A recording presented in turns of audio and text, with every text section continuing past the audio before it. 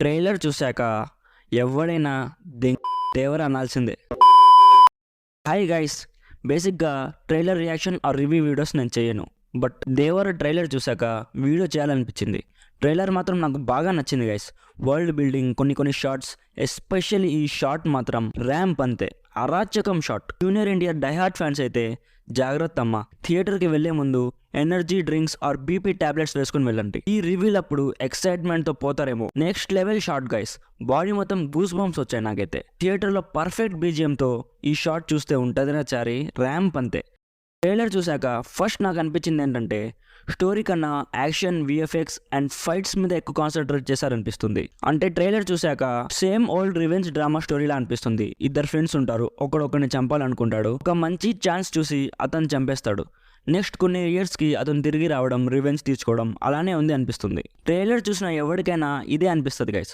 Are Koratala Shiva గారు మనల్ని divert చేయడానికి కావాల్సిన ట్రైలర్ని అలా కట్ చేశారేమో. ఈ మూవీ చూస్తే కానీ క్లారిటీ రాదు. సినిమా ఫస్ట్ హాఫ్ అంతా సన్ క్యారెక్టర్ ఉంటుంది అనిపిస్తుంది. లైక్ అతను చాలా ఇన్నోసెంట్, పెద్దగా ధైర్యం లేనోడు, పీరుకోడు అలానే చూపించారు. ఆ క్యారెక్టర్తో ఫస్ట్ హాఫ్లో కొంచెం కామెడీ ఎక్స్పెక్ట్ చేయొచ్చు గైస్, ఎందుకంటే సన్ క్యారెక్టర్ కొంచెం ఫన్నీగా మాట్లాడుతున్నాడు అండ్ గెటప్ సిన్ను గారు కూడా ఉన్నారు. సో అక్కడక్కడ ఫన్ ఎక్స్పెక్ట్ చేయొచ్చు. నా గెస్ కరెక్ట్ అయితే దేవరసన్ ఆ ఊరికి వచ్చాక అన్ఎక్స్పెక్టెడ్గా విలన్ మనుషులు ఒక్కొక్కరు చనిపోతారు. అది దేవరసన్ అయినా వర రివెంజ్ కోసం చెప్తున్నాడేమో అని విలన్ అనుకుంటాడు. ఇంటర్వెల్లో కొడుకుని సేవ్ చేయడానికి దేవర స్వయంగా వస్తాడు. అక్కడ ఇంటర్వెల్ పడుతుంది. సెకండ్ హాఫ్ మొత్తం దేవర ఫ్లాష్ బ్యాక్ ఉంటుంది అనిపిస్తుంది అండ్ ఎండింగ్ లో ఒక క్లిఫ్ హ్యాంగర్తో ఎండ్ చేస్తారనిపిస్తుంది. ఇది జస్ట్ గెస్ గైస్, చాలా వరకు స్టోరీ ట్రైలర్లో రివీల్ చేసేసారు. సో చూద్దాం ఎలా ఉంటుందో. నాకు మాత్రం ఫుల్ ఎక్సైట్మెంట్గా ఉంది గైస్.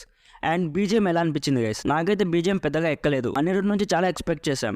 సినిమాలో అట్లీస్ట్ పెద్ద ఎన్టీఆర్కి బీజిఎం బాగున్నా చాలు. సాంగ్స్ కూడా పెద్దగా నాకైతే ఏం ఎక్కలేదు గైస్.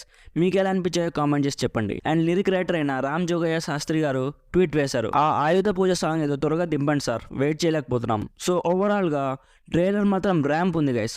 సినిమా ఎప్పుడెప్పుడు వస్తుందా, ఎప్పుడెప్పుడు చూడాలని వెయిట్ చేస్తున్నా. ఈ వీడియోకి ఇంతే గైస్. ట్రైలర్ చూసాక మీకు ఎలా అనిపించిందో కామెంట్లో షేర్ చేసుకోండి. ఇంకా సబ్స్క్రైబ్ చేసుకోలేదా, ప్లీజ్ సబ్స్క్రైబ్ చేసుకోండి గైస్. ఇంకా చాలా వీడియోస్ రానున్నాయి. Thanks for watching. Bye bye. జై హింద్ అండ్ జై దేవరా.